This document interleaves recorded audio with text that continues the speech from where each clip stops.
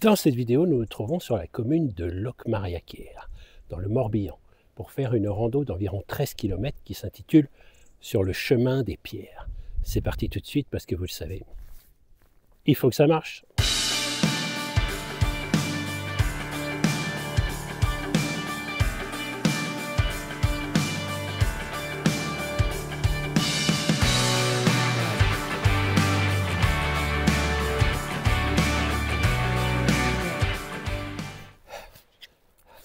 Bonjour, c'est Frédéric.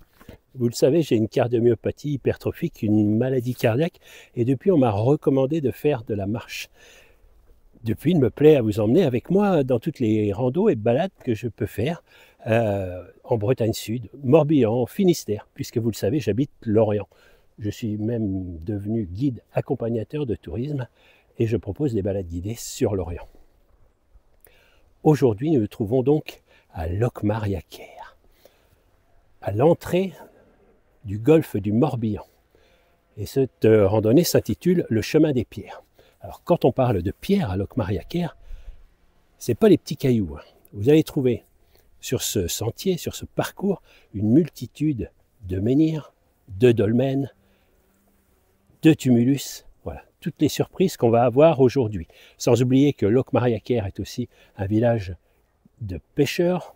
Il y a un port, juste, je vous l'ai dit, à l'entrée du golfe.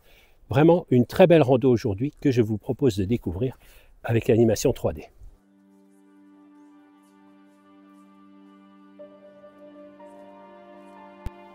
Bienvenue sur les sentiers de Locmariaquer.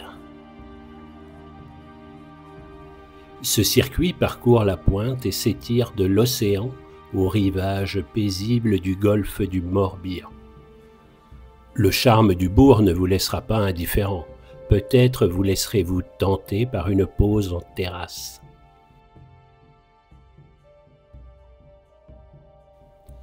Vous ferez escale dans plusieurs des sites qui font la réputation de ce haut lieu mégalithique.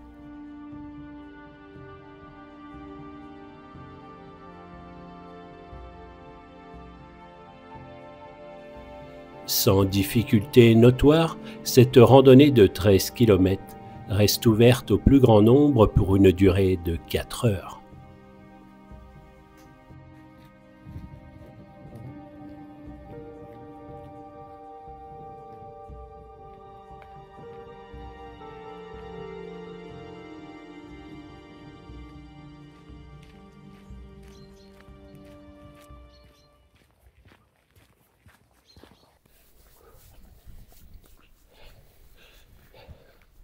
Le moins qu'on puisse dire, c'est qu'ici à Locmariaquer, on a envie de vous faire marcher.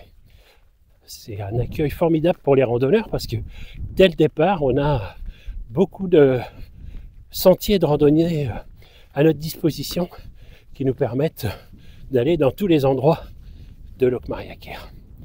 Voilà, ici à Locmariaquer, on aime les randonneurs.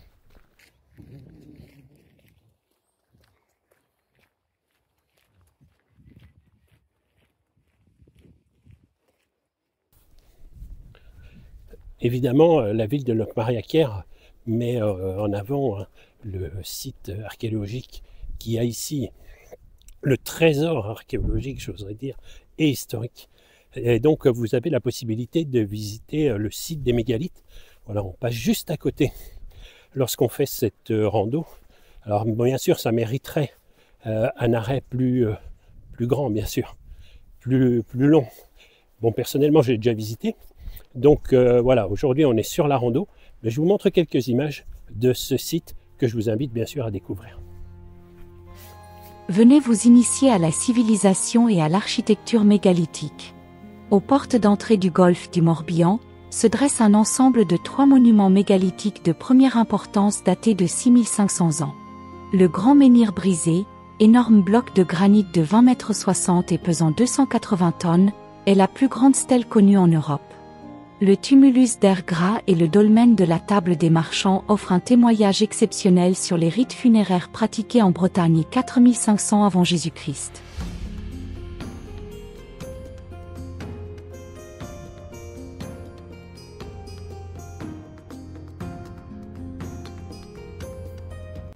Voilà, je découvre avec vous un premier dolmen là, en plein cœur de Locmaria-Kère, en plein cœur de la ville, au détour du Nord. Le dolmen de Mané Ritual. Alors par contre, il est entouré de barrières, de ganivelles, donc il est impossible d'y accéder. Donc là, en fait, on a une allée couverte.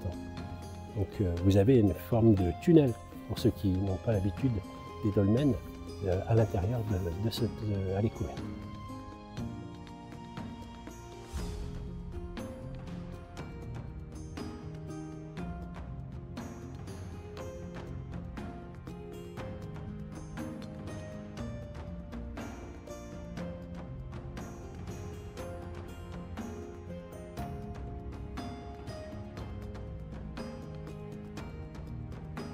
Voilà une petite fontaine hein, placée juste en bord de côte du golfe du Morbihan. Ici, on arrive, là tout de suite, on va arriver dans le bourg de Locmaria-Kère et avec une statue de la Vierge Marie qui me donne l'occasion de parler de la toponymie du mot Locmaria-Kère. Donc, Loc, lieu sacré, lieu de culte, Maria, à Marie. Et puis Kère, c'est un nom d'un baron, je crois. Ça veut dire beau aussi. Voilà. Locmaria-Kère, un village dont le nom est dédié à Marie.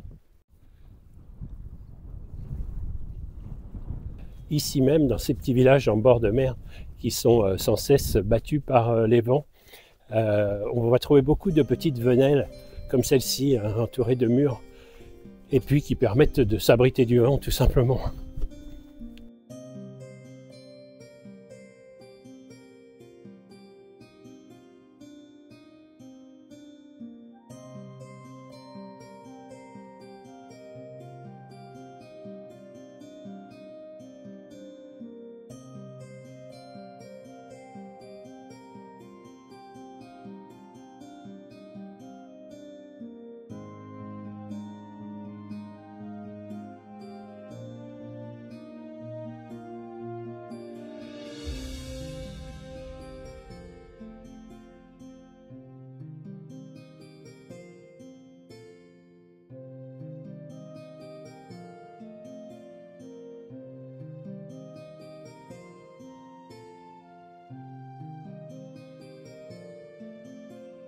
Voilà un passage qui est tout à fait curieux. Vous avez les maisons d'un côté, les maisons d'habitation, puis les jardins de l'autre. Et puis vous avez le passage réglementé qui passe au milieu.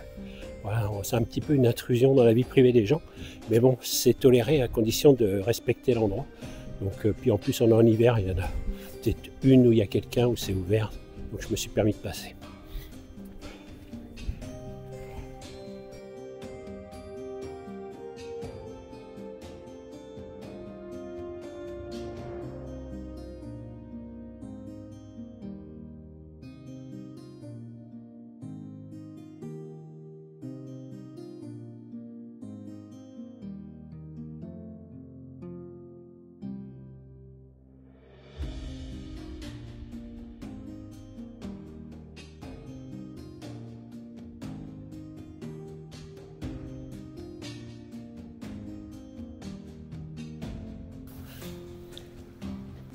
Si j'avais une crise cardiaque pendant la rando, tu ferais quoi?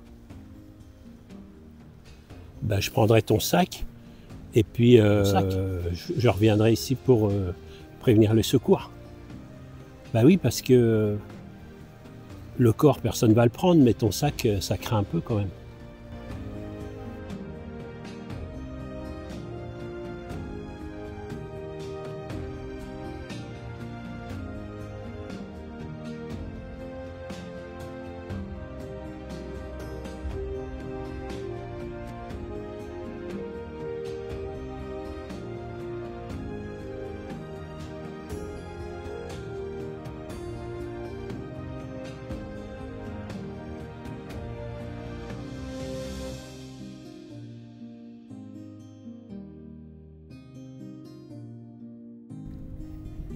Souvent, quand on parle de mégalithes, de cette époque du néolithique, on attribue toujours, souvent, on va dire, ça avec les Celtes. En fait, c'est totalement faux, quoi. Les tribus, les hommes du néolithique, c'était pas des Celtes. Les Celtes, c'était beaucoup plus tard. Au début du 1er millénaire, en même temps que les Gaulois presque. Voilà, c'était des tribus celtes, ça existait. Juste là-bas, on est passé à la place des Vénètes. Les Vénètes, c'était des tribus qui sont venues s'installer ici aussi. Et là, on est juste dans le 1er siècle avant Jésus-Christ. Voilà. C'est assez important de resituer toutes ces périodes.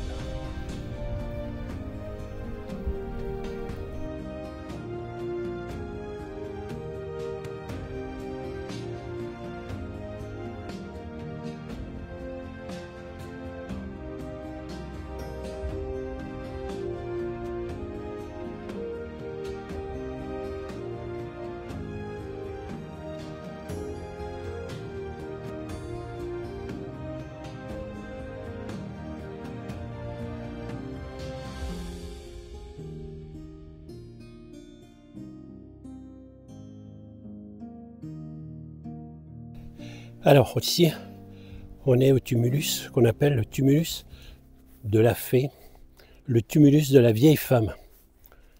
Donc un tumulus, voilà.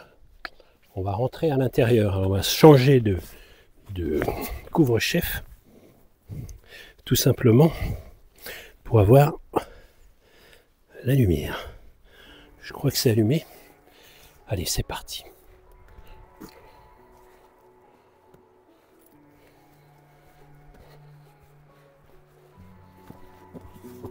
Cet escalier aménagé au siècle dernier permet d'accéder à l'intérieur d'un tombeau initialement hermétiquement clos et dissimulé dans la masse impressionnante du monument. Probablement destiné à un seul personnage, on a découvert autrefois dans cette tombe des haches polies et des perles en varicite.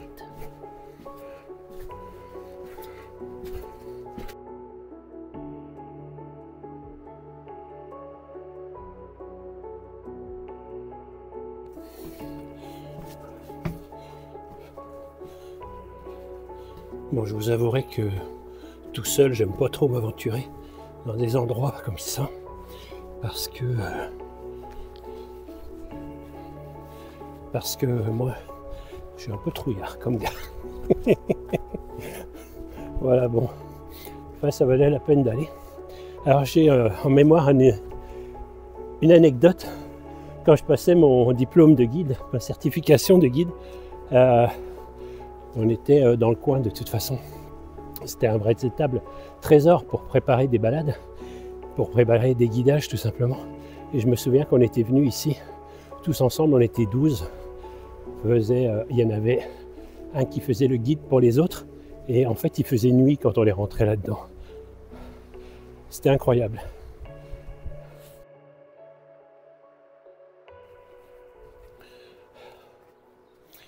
Vous imaginez bien que Locmariaquer, entre autres, on est juste à côté de Carnac, la Trinité-sur-Mer, voilà, et d'autres. Ce sont des endroits qui sont très touristiques, qui vivent du tourisme maintenant principalement. Donc là, depuis qu'on est entré dans le bourg de Locmariaquer, même s'il est très petit, vous avez une multitude de maisons de résidences secondaires, voilà, qui viennent agrandir ce village. Et donc, depuis qu'on a traversé le bourg, on regagne tout doucement la côte. Et on vient de traverser un endroit où il y a beaucoup de résidences secondaires, entre autres. Et puis, comme un peu partout maintenant, que ce soit le GR34 ou d'autres chemins, sont détournés, sont déviés, voilà, pour qu'on ne passe pas au bout des jardins, le long de l'eau, pour que les propriétaires, et ça peut parfois se comprendre, puissent jouir pleinement de l'endroit où ils vivent, ou l'endroit où ils ont acheté à prix d'or, tout simplement. Donc voilà, maintenant on a quitté un peu la zone urbanisée, on va arriver vers la pointe de Querpenir, encore par le sentier côtier. On continue.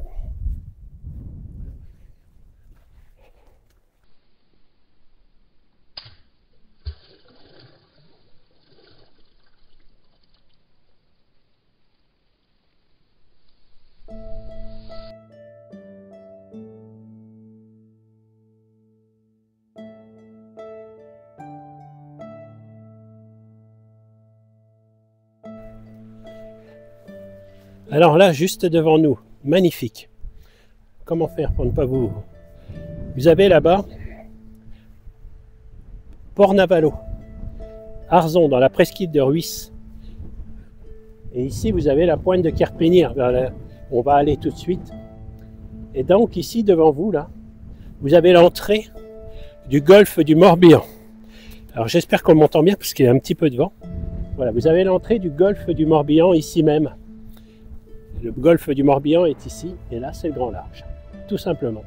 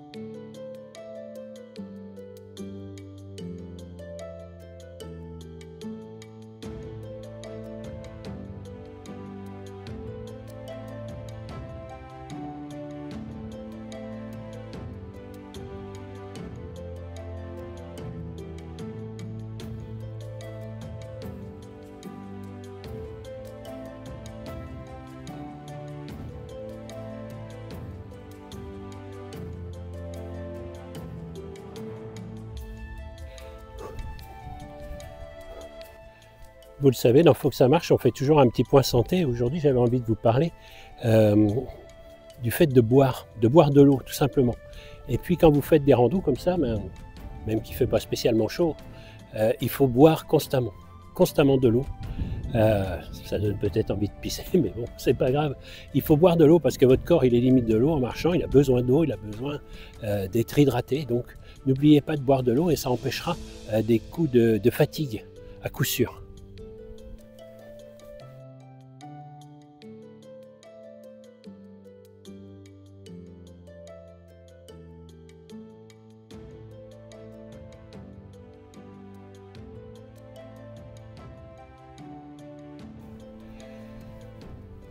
Voilà, ici même, on est à l'allée coudée des Pierres Plates. Vous avez derrière moi. Alors, je trouve que c'est quand même assez bien délimité pour le préserver. Et apparemment, les personnes respectent un petit peu le fait de ne pas rentrer à l'intérieur. On peut se demander, bien sûr, on a des mégalithes comme ça qui sont là depuis plusieurs milliers d'années, hein, 5000 ans, 6000 ans. Et puis, comment se fait-il qu'ils soient dégradés de la sorte? Il faut savoir qu'ils ont été classés monuments historiques seulement en 1880 environ. Et il faut savoir qu'il en reste très peu, en fait, même si on a l'impression qu'il y en a beaucoup. Pourquoi il en reste très peu? Parce que ils ont été déjà dans un premier temps pillés, parce qu'on a retrouvé entre guillemets des trésors. C'était simplement du mobilier urbain. Quand on parle du mobilier, c'est des assiettes, des vases, des choses comme ça. Quoique dans certains, dans le golfe du Morbihan, on a trouvé des pierres vertes de très grande valeur qui venaient d'Italie. Donc voilà, pillage pour trouver des trésors, et puis plus proche de nous, voilà, des paysans qui reprenaient les pierres pour bâtir simplement leur maison ou pour entourer leurs champs. Voilà, ces pierres qui étaient là, il n'y avait plus qu'à les tailler ou les ramasser, c'était bien pratique. Et puis, je ne veux pas mettre en tort les paysans, on parle toujours des paysans, mais il faut savoir quand même qu'à Auray, une ville assez proche, on a quand même pris des pierres, des mégalithes, pour bâtir l'hôtel de ville, la mairie, pour bâtir un monastère de sœurs, et puis pour simplement aussi faire le mausolée de Cadoudal, vous savez, le chef chouan. Et ben voilà, ce sont ces choses-là. Et puis évidemment, à notre époque, si on ne met pas les protections, les gens n'ont pas conscience de la valeur de ces choses qui datent, qui sont parfois antérieures aux pyramides, vous imaginez. Donc vraiment, il faut faire très attention. Il faut protéger ces vestiges qui viennent façonner le paysage de la Bretagne.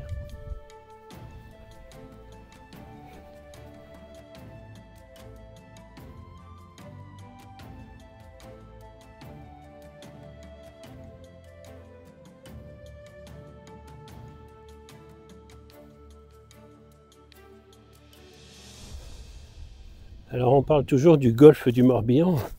Là on a l'impression d'être sur le green. Voilà, trou numéro 12.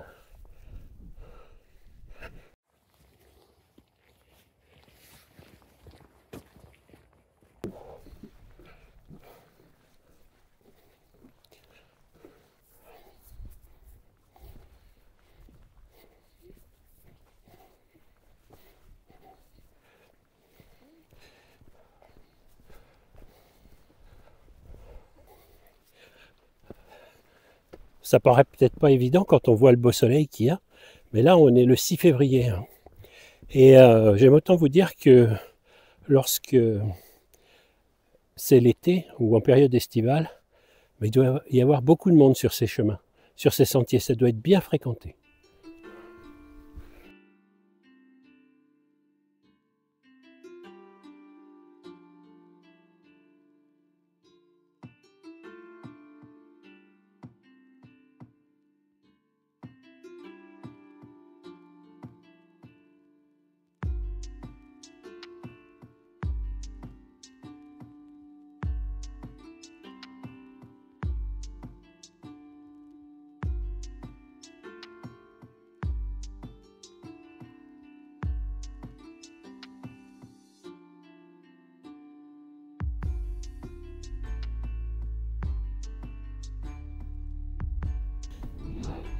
Et bien voilà, ce sera le dernier site néolithique, le dernier mégalithe qu'on verra de cette journée, de cette balade d'aujourd'hui. Bon, celui-là est fortement endommagé, j'ai l'impression. Mais bon, sur cette pointe avec les pins, il est particulièrement joli. Alors pour la peine, c'est le moment où tu vas pouvoir t'abonner. Tu sais, tu vas pouvoir t'abonner pour ne manquer aucune vidéo qui va être diffusée sur cette chaîne à venir. Il y en a une tous les 15 jours maintenant, un samedi sur 2. Donc, je t'invite à t'abonner. Tu vas cliquer là dans le coin, juste en bas, tu vois, il y a mon petit logo, là, tu mets ta souris dessus et ça va mettre s'abonner. Voilà, tu t'abonnes. 1, 2, 3. C'est bien, tu t'es abonné. T'es quelqu'un de bien, toi. On va se retrouver bientôt dans les prochaines vidéos.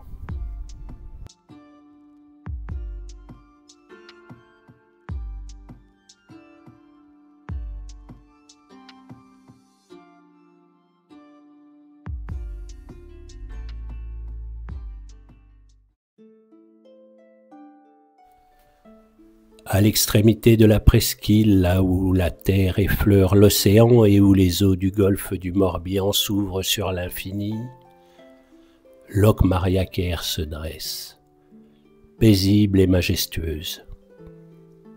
Ici, le temps semble suspendu entre ciel et mer, entre l'écho des anciens bâtisseurs de mégalithes et le murmure des vagues caressant les rives. Le regard se perd dans un paysage changeant au gré des marées. Vastes étendues de sable doré, criques secrètes et bras de mer où dansent les reflets du soleil. Le vent marin effleure les ajoncs et les pins tordus par les ans, tandis que des bateaux de pêche et les ostréiculteurs tracent leur sillage sur les eaux miroitantes. Mais Locmariaquer est aussi une terre de mystère où les géants de pierre veillent depuis des millénaires. Ces monuments silencieux murmurent les rites anciens, témoignages d'une humanité qui, bien avant nous, contemplait déjà ces mêmes horizons.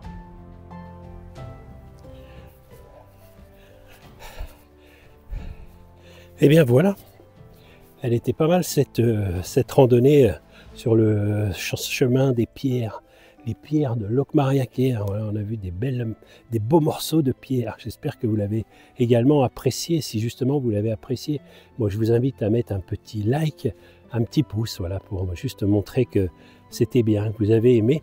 Si vous avez encore plus aimé, ben vous mettez un petit commentaire, voilà, pour partager vos impressions, peut-être raconter quelque chose, dire en plus une chose que vous savez sur cet endroit, que vous connaissez sur cet endroit.